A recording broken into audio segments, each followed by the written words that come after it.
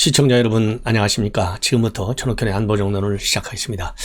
드디어요 현직 대법관이 입을 열었습니다. 바로 조재현 대법관이죠.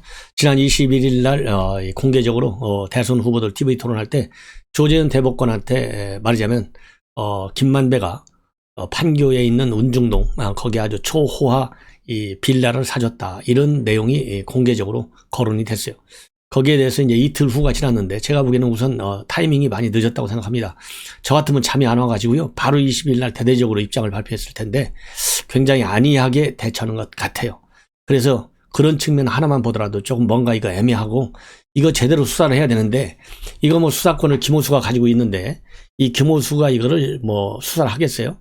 이거 정말 쌓이고 쌓여있는 적폐 농단 수사 반드시 윤석열 후보가 집권해가지고요 제대로 파헤쳐야 되지 않으면 안 되는 기구한 상황에 대한민국이 처해 있어요. 자, 이거 하나만 보더라도 철저한 누적된 말하자면 국정농단형 이러한 수사 반드시 뿌리를 뽑아야 되겠는데, 자, 그런 측면에서도 우리 윤석열 후보에게 아낌없는 한 표 플러스 알파를 주십사.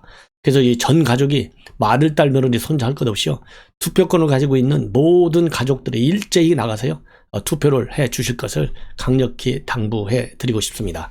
자, 그래서 이 조재현 대법관이 조금 전에요 기자회견 했는데 그 기자회견 내용 한번 여러분께 자세히 말씀드리고, 요즘 여러분들 아시다시피 이 종편 특히 TV조선을 비롯한 뭐 이 채널 A라든가 그 다음에 JTBC 이러한 이 방송에서 말이죠, 이 판이 워낙 기울고 또 이 판이 기울게 된 결정적 계기는 이재명 후보의 이 자질 문제, 그 다음에 공약에 있어서의 말하자면 이 효율성도 없고 실현 가능성도 굉장히 부족하고요.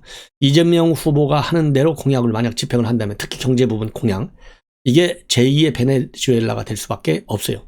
이걸 우리 국민들이 모를 리가 없잖아요. 그러다 보니까 이 방송이 말이죠, 이 사실을 가지고 방송할 수밖에 없잖아요.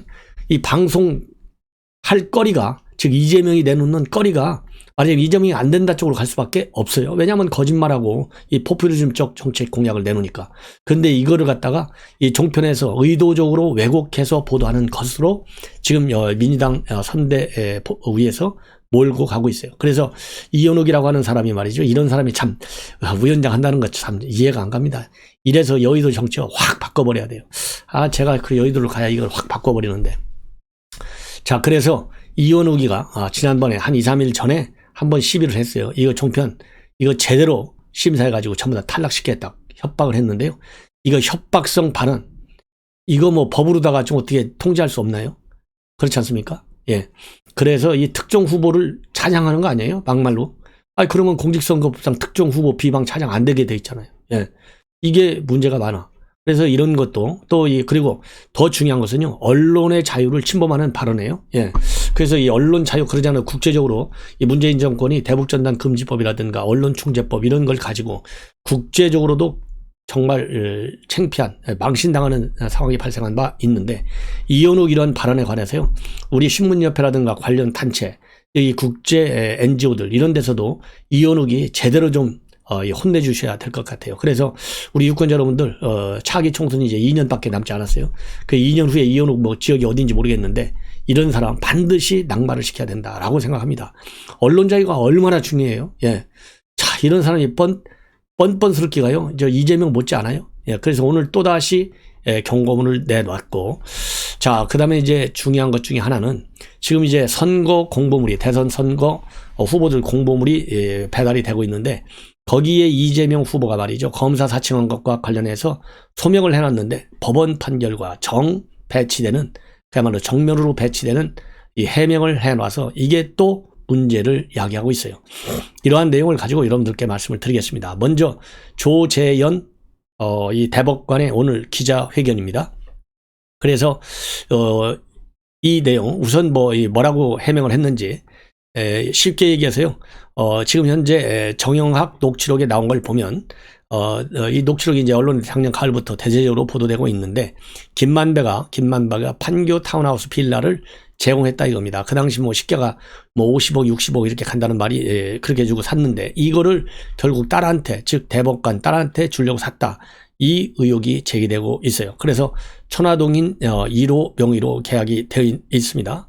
근데 이거에 관해서 그동안에 재현 대법관은 그건 사실이 아니다. 나는 뭐 김만배도 누군지 모른다. 딸 셋 있는데 어느 누구도 거기에 살지도 않았고 그 내용 자체가 사실이 아니다. 그동안에요. 이 간단하게 부인하는 입장을 내놨어요.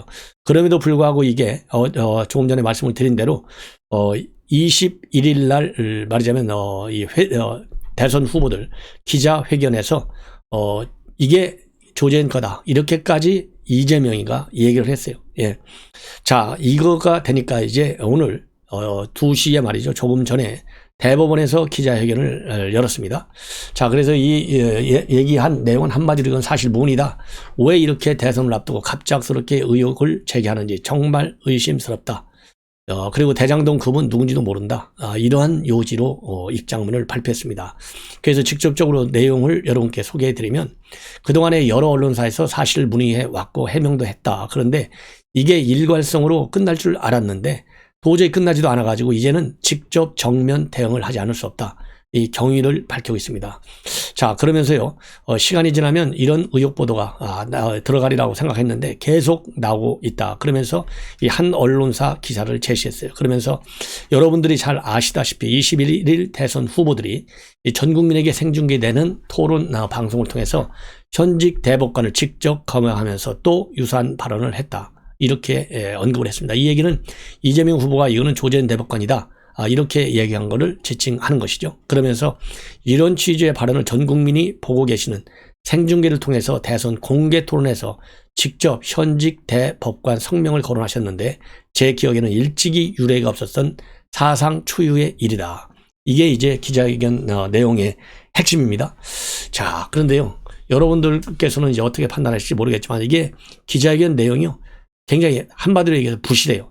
더군다나 대법관 아니에요? 대법관이면 그야말로 판사의 이 왕자에 오는 거나 마찬가지인데 그러려면 이 판결문을 완벽하게 쓴다는 거 아니겠어요? 그러면은 이 기자회견 내용도 판결문에 준해서 써야 되는 거 아니에요? 자, 여기에서 왜 아닌지 거기가 뭐 아닌 걸 아니라고 하기가 좀 어려운 측면도 있지만은 녹취록 관련해서 지금까지 언론에 보도된 내용을 가지고 구체적으로 좀 반박을 해야 될 거 아니겠습니까? 사실이 아니라는 거를 되게 두리뭉실해. 이 구렁이 담 넘어가는 것 같아요. 사실이 아니다, 사실이 아니다, 사실이 아니다. 의혹이 끝날 줄 알았는데 안 끝난다, 안 끝난다, 안 끝난다. 나는 따라서 여기에 해당이 안 된다. 이거거든요. 기승전결이 분명하지 않아요. 육하 원칙에 의해서 딱 해야죠. 더군다나 지금 어느 정도까지 보도가 나고 있냐면 김만배라고 하는 사람이 수원에 있는 아파트를 즉 이 빌라가 이 준공 승인이 제대로 안 떨어지니까 그 사이에 수원에 있는 아파트에서 살도록 아파트도 마련해 줬다라는 것까지 보도가 나와 있거든요.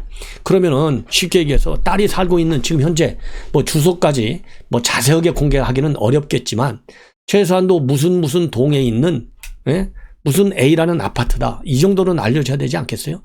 이거 어차피 딸이 사는 아파트 우리 언론인들이 가만둘 것 같아요? 다 취재해서 나오게 돼 있어요. 예, 어디서 사는지. 그리고 또 이 김만배가 샀다고 하는, 즉 마련해 줬다고 하는 수원에 있는 아파트. 그거하고 지금 딸이 사는 아파트하고 이거는 다른 아파트다. 이거 하나만 오더라도 절반의 의혹의 절반은 벗어날 수 있어. 아무 얘기가 없어요. 그런 의혹에 대해서도. 거기에 대해서도. 예. 그렇잖아요. 기본적으로. 그리고 이 지금 김만배 그동안에 뭐 짧게 알지도 못한다. 얘기하고 딸 셋 있는데 그 아파트 하나 간 거 없다. 그러면 큰딸, 둘째 딸, 셋째 딸 어디서 사는지 대충 얘기하면 우리가 다 감 잡잖아요. 이거 억울하게 누명을 썼구나. 그리고 김만배가 왜 이렇게 그러면 이 조재현 대법관을 구체적으로 검열했는지. 그래서 이렇게 빌라를 주고받는 이런 것까지는 아니더라도 김만배하고는 언제 어떻게 알아서 어떤 관계에 와 있다 라고는 또 얘기해야 될 거 아니에요. 김만배의 관계도 얘기 안 해. 자기 딸 어디서 사는지도 얘기 안 해. 예. 이거 가지고서 우리가 믿으란 말이에요. 이거는 저는 법관 출신이 아니잖아요. 저는 법도 모르는 사람이잖아요. 그냥 상식적으로 여러분들 분석해 드린다면 이 정도의 본인 얘기한 대로 대선 공개 토론에서 직접 대법관 성명을 거론할 줄로 엄중한 사건인데 이 사안의 엄중성에 비춰볼 때 해명은 너무 약해. 이거 뭐 초등학교 수준의 해명이에요. 지금 이게 법률적으로 정치적으로 얼마나 민감하니까 사안의 엄중성에 비례하는 입장에서 해명이 돼야 되는데 전혀 안 돼 있어요. 그래서 이거는 수사해야 될 상황밖에 안 되는데 지금 걸려있는 대법관에 대한 수사도 안 하는데 이 사람 뭐 수사하겠습니까? 빨리 정권 교체가 될 수밖에 없고 그때 가서 조재현의 이 법적 위반 여부 그리고 이 빌라에 살았는지 안 살았는지 여부 이것이 판명이 될 것이다. 이렇게 저는 판단을 합니다. 자, 이거는 뭐 조재현 대법관 저는요 모르겠어요. 다른 분들은 뭐라고 이제 평가할지 모르지만은 저는 굉장히 오히려 의혹을 가중시켰다라고 저는 평가를 합니다.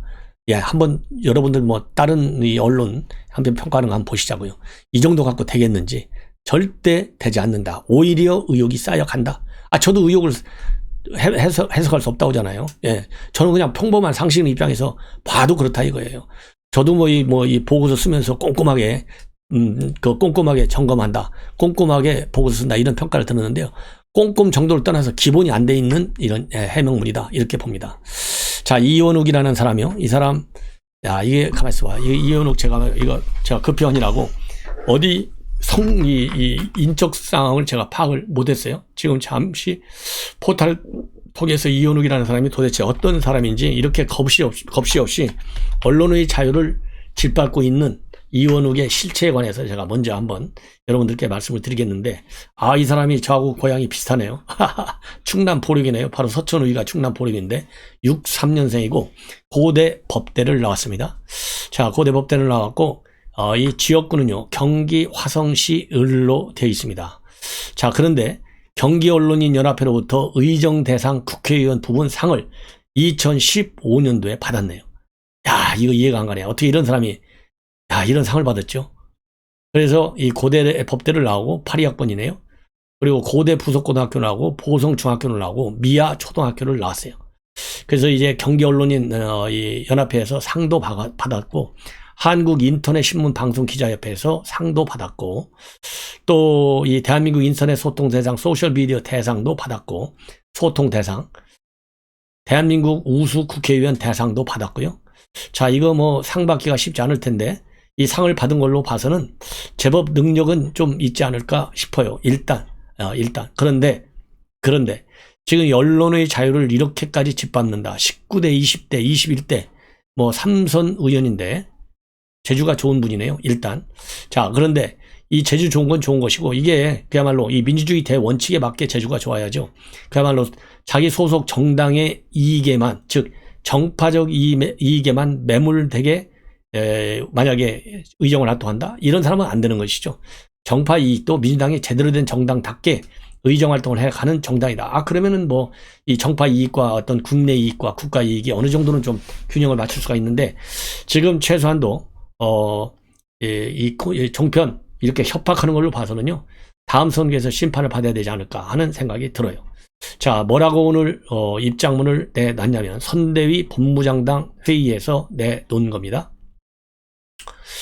자, 참 기가 막힌데 정치적인 이렇게 협박을 했어요. 확실하게 선택할 것을 요구한다. 정치적 중립으로 공정성을 회복할 것인가 아니면 노골적 대선 개입으로 대선 후 소멸의 길을 갈 것인가 이렇게 경고를 하고 나섰는데 지난 19일 날에도 똑같은 경고를 했어요. 과방위원장으로서 엄중히 경고한다. 종편은 대선 개입 그만할 것을 촉구한다. 칼 같은 잣대를 들이면 여기 종편들은 모두 재승인 탈락 대상이다. 예, 이렇게 해서 많은 논란을 야기했습니다. 그러면서요, 오늘 며칠 전 페북을 통해 1차 경고했다. 다시 한번 경고한다. 예, 그러면서 소멸의 길을 갈 것이냐, 공정성을 회복할 것이냐, 다시 한번 선택하라. 예, 이렇게 해서 소멸을 강조하고 있어요. 그러면서 지금 종편 시청률이 4배 정도 성장했고 반면에 지상파는 시청률이 감소했다. 그러면서 종편의 결과가요, 황색 저널리즘의 완성이다. 종편이 형성하는 토크쇼 형식 보도 프로그램은 정치 황색 프로그램의 대명사가 됐다. 종편을 만들어서 방송을 장악하겠다는 이명박의 의도는 현 시점에서 성공한 것이다. 그러면서요, 대표적인 사례가 김혜경 172분, 김건희 17분 방송인데 이재명 후보와 윤석열 후보 배우자에 대한 이슈 편성에서도 극도의 편향성을 보여준다. 종편의 상식에 눈을 떠달라고 얘기하는 것은 무리이냐? 자, 이 정도가 되면요, 지나치게 노골적이지 않습니까? 자, 그래서 우리 언론 또 이 종편, 어차피 정권 바뀔 거니까 겁먹지 마십시오. 강력히 반발 성명 입장문을 내놔라. 그리고 이 국제적인 언론 관련 NGO들 입장에서도요, 이 관련 내용을 우리 국내 관계 단체에서 이런 국제기관에 알려가지고 이러한 형편없는 이원욱의 이러한 발상 반드시 언론의 심판을 받아야 되겠다라고 제가 주장을 하고 싶습니다. 자, 그러다 보니까 이제 이재명 공보물 마지막으로 한 꼭지만 더 말씀을 드리겠습니다. 지금 공보물이 배달이 되고 있는데 이 공보물 보면 거기에 검사 사칭 사건과 관련된 소명 내용이 있는데요. 이 소명 내용이 당시에 내려졌던 법원 판결과 상이하다. 그래서 지금 문제가 제기되고 있습니다. 이 내용을요, 조선일보가 단독으로 보도하고 있어요. 자, 그래서 이 검사 사칭 사건, 전과 사법이라는 거 여러분들 다 아시죠? 예. 그 중에 이제 검사 사칭 부분을 지금 조선일보가 단독으로 보도하고 있는 내용입니다. 자, 어떻게 되어 있냐면요, 검사 사칭 사건에 대한 전과 기록 소명 이렇게 되어 있습니다.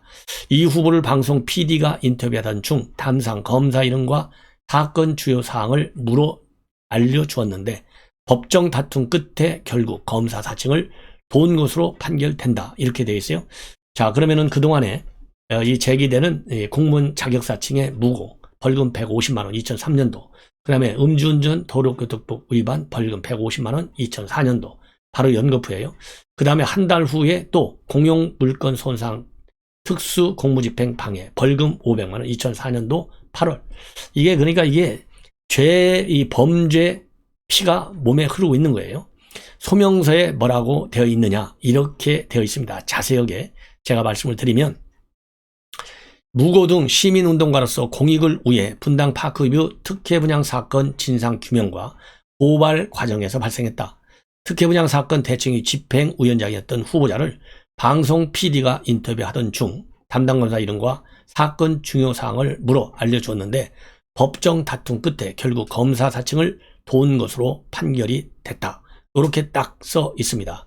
근데 당시 법원에서는요, 이거하고 정팔라요. 즉, 피고인인 지금 이재명 후보죠, PD와 사전에 공모해서 검사의 자격을 사칭하여 그 직권을 행사한 사실을 넉넉히 인정할 수 있다.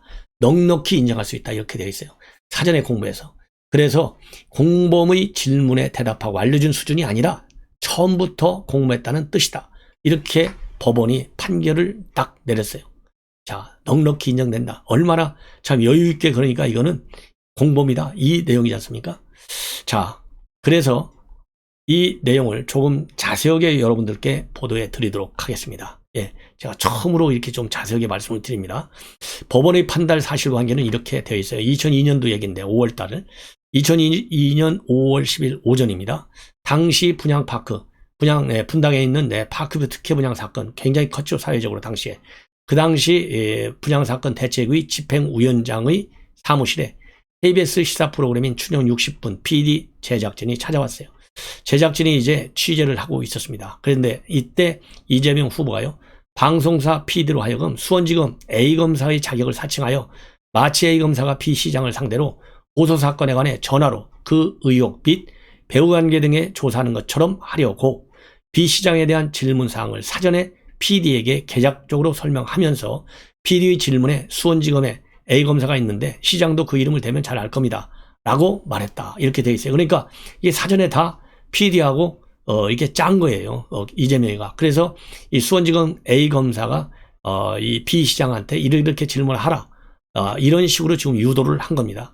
그래서 실제로요, 이 PD하고 B 시장 간의 통화가 시작됐습니다. 이때 이재명 후보는 가끔 카메라 쪽으로 가서 스피커에 귀를 대고 B 시장의 답변 내용을 들으면서 PD에게 B 시장에 대한 추가 질문 사항을 메모지에 간단하게 적어주거나 나지막한 목소리로 보충 설명을 했다. 이렇게 판결문에 나옵니다. 이 같은 사실관계가 1심에서부터요, 대법원 최종심까지 한 번도 뒤집히지 않고 유지가 됐고 또 확정이 됐어요.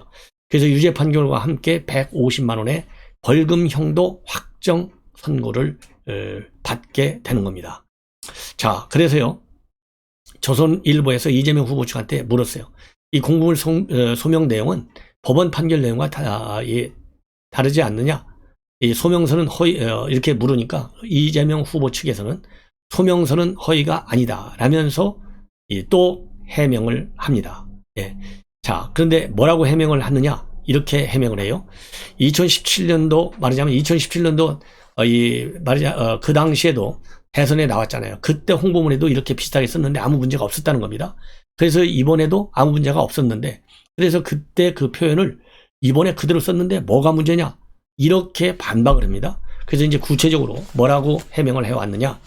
2017년도 도지사 선거 당시에 이재명 후보가 선거 공보물 및 TV 토론을 통해서 방송 PD가 인터뷰하던 중 담당 검사 이름과 사건 주요 사항을 물어 알려주었는데 법정 다툼 끝에 검사 사칭을 도운 것으로 판결했다.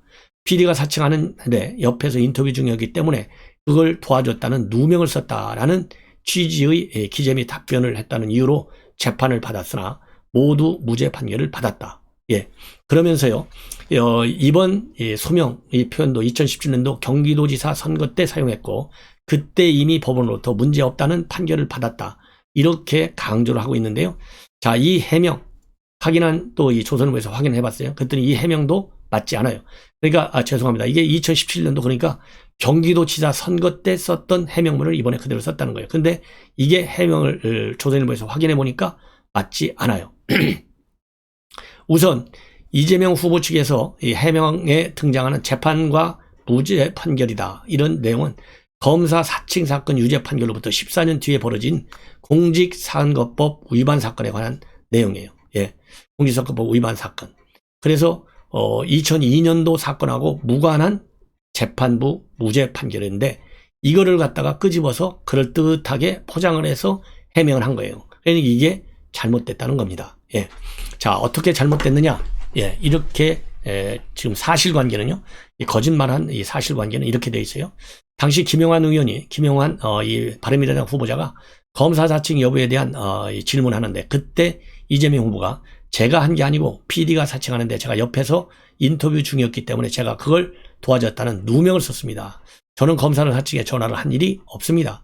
PD가 한 거를 옆에서 인터뷰하고 있었다는 이유로 제가 도와준 걸로 누명을 썼습니다. 이렇게 발언했다가 이게 선거법상 허위사실 공표 혐의로 기소가 됩니다. 근데 이 당시 판결문을 보면요.